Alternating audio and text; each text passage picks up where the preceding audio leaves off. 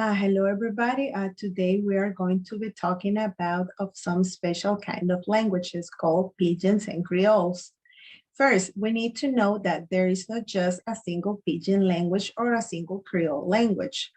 They are actually referring to categories of languages. There are many Pidgins and many Creoles around the world. Pidgins are non-native lingua francas. That is to say that Pidgins languages have no native speakers. They are languages that arise suddenly and quickly when there is a need for communication under specific socioeconomic and political conditions, for example, in commerce or for work. The Pidgin language is a kind of mixture between two different languages or between several languages. But what do they have in common? Well, Pidgins and Creoles are new languages that developed when speakers of different languages came into contact and had the need to communicate. And many Pidgins and Creole have emerged when colonial powers came into contact with the local population as they spread around the world. So what is the difference between Pidgins and Creoles? Well, Pidgins are non-native lingua francas, while Creole have native speakers. Many Pidgins evolved during the 17th, 18th, and 19th centuries in trade colonies along the coast of China, Africa, and the New World.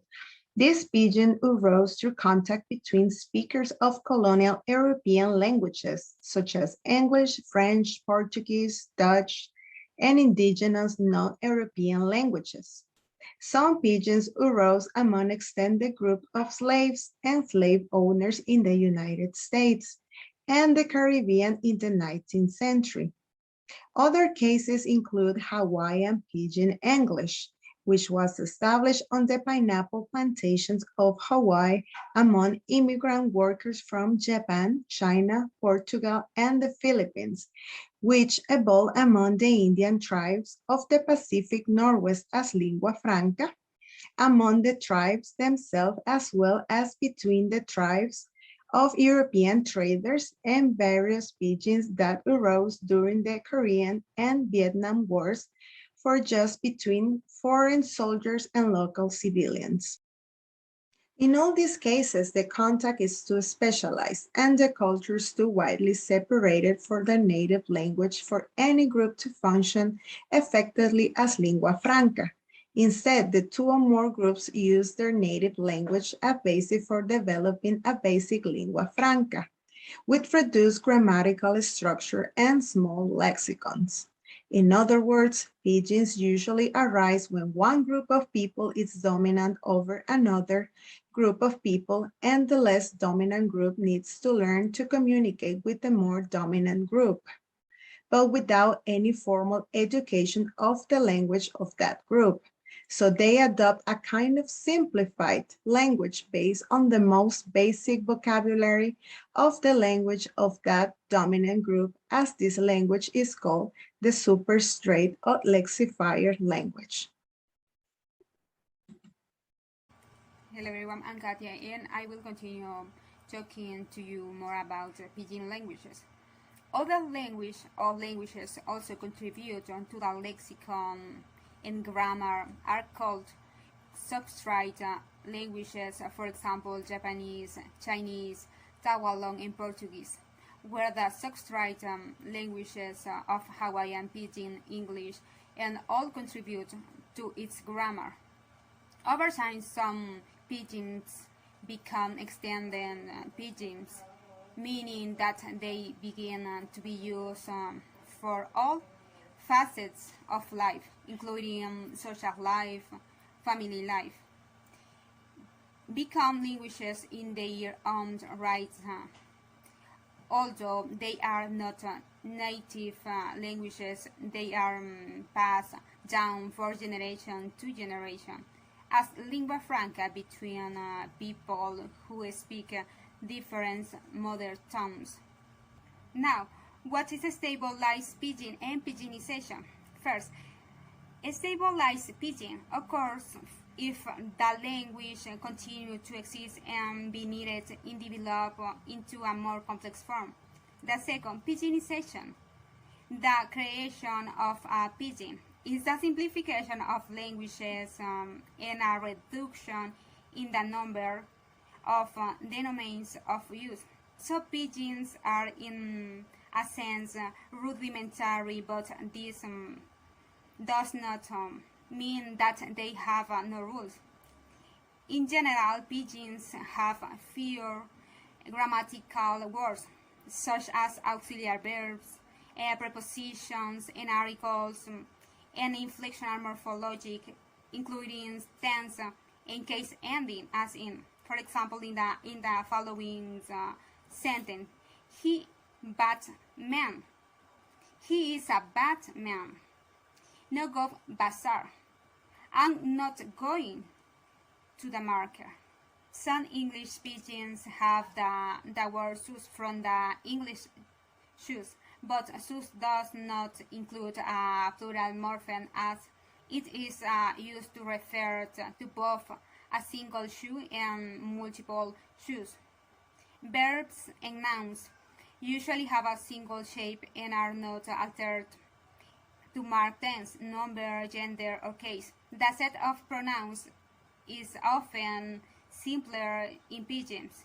In Canton, an English-based pidgin spoken in Cameroon, the pronoun system does not show gender or all the case difference that exists in standard English. See, in the following box, you can see the examples about Kantuk and see. Pidgins also may have fewer prepositions than the languages on which they are based. In Cacto, for example, the for means to, at, in, for, and from, as I show in the following example.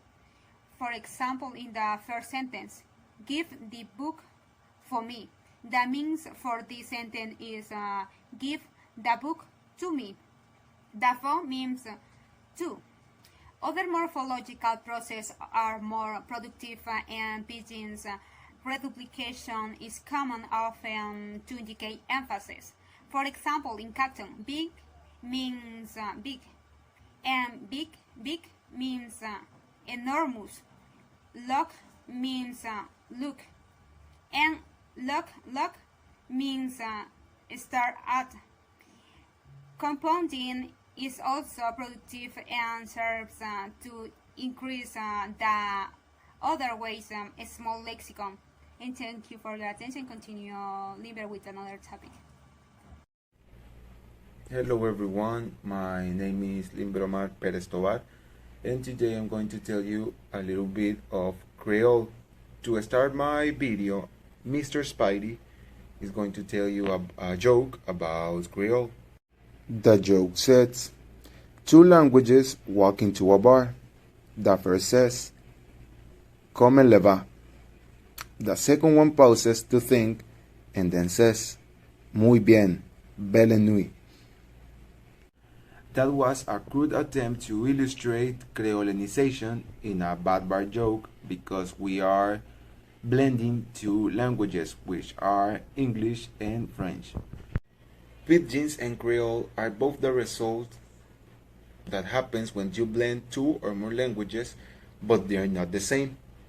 A Creole is a pidgin of native speakers or one that's being passed down to a second generation of speakers who will formalize it and fortify the bridge into a robust structure of fully developed grammar and syntax. By the time most of pidgins becomes a Creole, because the language has developed enough of its own. Here we have Mr. Spidey with a cruel fact about Creole that says that it has racial applications because of its distinctive use of verb tenses and other grammatical features. Black English is considered by many to be an English Creole, having British and American varieties. Examples of that racial fact: we have famous spoken Creole. We have the most famous one, that is the one spoken in Haiti, which is French and African Creole. We also have Hawaiian Creole spoken in Hawaii, and Chabacano, which is a Spanish-based Creole. Okay, people, hope you enjoy our presentation. This was Pidgins and Creole Group, so that's all. Thank you.